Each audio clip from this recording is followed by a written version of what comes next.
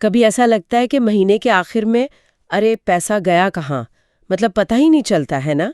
और ये बजट बनाने का ख्याल, उफ, क्या सीधे एक्सेल शीट और वो लंबे चौड़े हिसाब किताब ही दिमाग में आते हैं।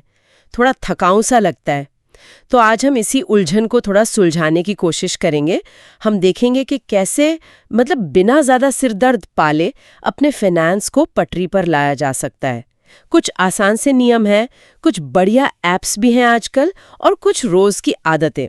कोशिश ये है कि पैसों का मैनेजमेंट थोड़ा आसान लगे, शायद मज़ेदार भी। हाँ, बिल्कुल। देखिए, सबसे पहली बात तो यही है जानना कि पैसा जा कहाँ रहा है ना। इसके लिए खर्चों को ट्रैक करना, उन पर नजर रखना, ये तो मतलब पहला कदम है। कुछ लोग तो आज भी वो एक्सेल या गूगल शीट ही पसंद करते हैं, वो अपनी जरूरत के हिसाब से बना लेते हैं उसको। हाँ, वो कंट्रोल रहता है उसमें पूरा जी, और किसी भी डिवाइस से देख लो, बदल लो। सही बात है। और टेक्नोलॉजी ने तो इसे और भी आसान कर दिया है। कई बजटिंग एप्स आ गए हैं आजकल, जैसे वो मिंट है या पॉकेट कार्ड। ये तो सीधा आपके बैंक खाते से जुड़ जाते हैं और खुद ही खर्चों को अलग अलग कैटेगरी में डाल देते हैं। हाँ, ऑटोमेटिक। और बिल वगैरह भी ट्रैक करते हैं, रिमाइंडर भी भेज देते हैं। जी, और कुछ ऐप्स तो जैसे वो गुड बजट है, वो पुराने जमाने वाला लिफाफा सिस्टम होता था ना, हाँ, उसका डिजिटल तरीका इस्तेमाल करते हैं। मतलब अलग अलग खर्च के लिए वर्चुअल लिफाफे बना दिए। अच्छा, ये तो बड़ा दिलचस्प है। ये ट्रैकिंग तो ठीक है, ये तो जरूरी है, लेकिन असली बदलाव तब आता है जब हम इस जानकारी से कुछ करते हैं, एक ढांचा बनाते हैं। और यहीं पर वो 50-30-20 नियम बहुत पॉपुलर है, बहुत काम आता है। ये बेसिकली टैक्स के बाद जो पैसा हाथ में आता है ना, उसको 3 हिस्सों में बांटने का सुझाव देता है। जी। अच्छा, ये 50-30 नियम सुनने में तो काफी सिंपल लग रहा है। 50% ज़रूरतों पर, 30% इच्छाओं पर और 20% बचत। पर जिंदगी हमेशा इतनी सीधी होती है क्या? मान लीजिए किसी महीने एकदम से कोई बड़ा खर्चा आ गया, कोई मेडिकल इमरजेंसी हो गई या घर में कुछ मरम्मत निकल आई, तब तो वो ज़रूरतों वाला 50% गड़बड़ा जाएगा ना। बिल्कुल। फिर ये नियम कैसे काम करेगा? हाँ, ये बहुत अच्छा सवाल पूछा आपने। देखिए, ये समझना जरूरी है कि 50-30-20 कोई मतलब पत्थर की लकीर नहीं है। ये गाइडलाइन है, एक शुरुआती बिंदु समझिए। जब ऐसे अचानक वाले खर्चे आते हैं तो जाहिर है ये प्रतिशत बिगड़ेंगे, बिल्कुल बिगड़ेंगे। ऐसे में हो सकता है आपको इच्छाओं वाले 30% से थोड़ी कटौती करनी पड़े, या हो सकता है कुछ टाइम के लिए बचत वाले 20% को कम करना पड़े। अच्छा, जरूरी यह है कि आप ध्यान रखें कि हाँ, अभी संतुलन बिगड़ा है, और जैसे ही स्थिति ठीक हो वापस पटरी पर आने की कोशिश करें। मतलब थोड़ा लचीलापन तो रखना पड़ेगा। हाँ, ये बात सही है। इसे एक गाइड की तरह देखना ज्यादा सही है। तो ये तो हुई बड़ी तस्वीर। अब अगर हम रोज के खर्चों पर आएं, खासकर वो 50% जरूरतें और 30% इच्छाएं, तो पैसे बचाने के कुछ और तरीके क्या हो सकते हैं? मतलब वो कॉफी घर पर बनाओ या लिस्ट से शॉपिंग करो, ये तो सब ठीक है, पर कुछ ऐसी छोटी चीजें जिन पर शायद ध्यान नहीं जाता। हाँ, बिल्कुल है। आम सलाहें तो अपनी जगह ठीक हैं ही, पर कुछ और चीजें हैं।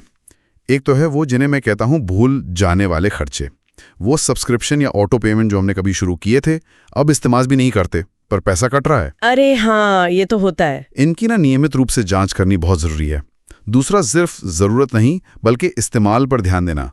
हो सकता है कोई महंगी चीज खरीदी हो, पर साल में एक आध बारी काम आती हो, तो अगली बार सोचते हैं कि क्या वाकई ऐसी चीज लेनी है। और हाँ, बाहर खाने पर कटौती की बात तो सब करते हैं, पर कभी कभी घर पर ही कुछ खास बनाना, वो भी उतना ही मजेदार हो सकता है और काफी सस्ता पड़ता है। ये छोटी छोटी बचतें हैं, जब आदत बन जाती है ना, तो महीने के आखिर में बड़ा फर्क दिखता है। ये भूल जाने वाले खर्चे वाली बात तो बिल्कुल सही कही। अच्छा, अब वो जो 20% बचत वाला हिस्सा है, सिर्फ पैसे अलग रख देना तो काफी नहीं होगा शायद। उसे असरदार कैसे बनाएं, खासकर जब कोई शुरू कर रहा हो? बिल्कुल, उस 20% का ना एक लक्ष्य साफ होना चाहिए। और सबसे पहली प्राथमिकता मेरा मानना है एक इमरजेंसी फंड बनाना है। Emergency fund? हाँ, कम से कम 3 से 6 महीने के जो आपके जरूरी खर्चे हैं ना, किराया, खाना, बिल, उतनी रकम, ये एक तरह का सुरक्षा कवच है। इसे धीरे धीरे बनाइए। छोटी रकम से शुरू करिए, कोई बात नहीं, पर लगातार करिए। शुरू में रकम से ज्यादा ना आदत बनाना जरूरी है। सही बात है, आदत। और एक बहुत कारगर तरीका है बचत को ऑटोमेट करना। ऑटोमेट मतलब जैसी सैलरी आए, एक तय रकम अपने आप आपके बचत या निवेश खाते में चली जाए। बैंक में सेट कर दीजिए, फिर आपको सोचना ही नहीं पड़ेगा, वो पैसा पहले ही अलग हो गया। वाह, ये बढ़िया तरीका है। तो कुल मिलाकर बात यह है कि अपने फाइनेंस को संभालना कोई बहुत जटिल गणित या उबाऊ स्प्रेडशीट का खेल नहीं है। ये बस अपने लिए वो तरीका ढूंढने की बात है जो आपके लिए काम करे, जो टिकाऊ हो, चाहे वो कोई ऐप हो या 50-30-20 जैसी कोई गाइडलाइन या फिर रोज की कुछ छोटी छोटी समझदारी वाली आदतें। बिल्कुल सही कहा। सबसे जरूरी है शुरुआत करना, चाहे छोटे कदम से ही सही, और फिर उस पर टिके रहना। अपने खर्चों को समझना, एक योजना बनाना, भले ही वो लचीली हो, और बचत को प्राथमिकता देना। यही है बेसिकली वित्तीय संतुलन की नींव। और ये जानना भी जरूरी है कि आपको किस चीज से मोटिवेशन मिलता है, लक्ष्य बनाने से, अपनी प्रोग्रेस देखने से, या भविष्य की सुरक्षा के एहसास से। और जाते जाते एक सवाल छोड़ जाते हैं सबके लिए सोचने को, सिर्फ पैसे बचाना ही काफी नहीं है। उस बचाए हुए पैसे को अपने लिए और ज्यादा मेहनत करने पर, मतलब काम पर कैसे लगाया जाए। बचत को निवेश में बदलकर उसे बढ़ाने के क्या तरीके हो सकते हैं ताकि वो सिर्फ सुरक्षित ना रहे बल्कि समय के साथ बढ़ता भी जाए। इस पर सोचना शायद फाइनेंशियल फ्रीडम की राह को और साफ कर सकता है।